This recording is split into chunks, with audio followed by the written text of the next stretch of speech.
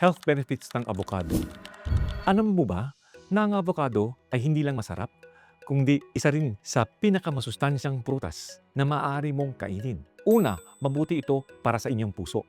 Ang avocado ay mayaman sa monounsaturated fats na maaaring makatulong sa pagbaba ng bad cholesterol or low density lipoprotein LDL at sa pagtaas ng good cholesterol or HDL.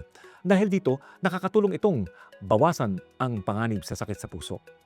Ikalawa, maganda ito para sa digestion. Mataas ang avocado sa fiber na tumutulong sa maayos na paggalaw ng bituka at maaaring makatulong sa pag-iwas ng constipation. Ikatlo, mayaman ito sa vitamins at minerals tulad ng potassium, vitamin E, vitamin C, B vitamins.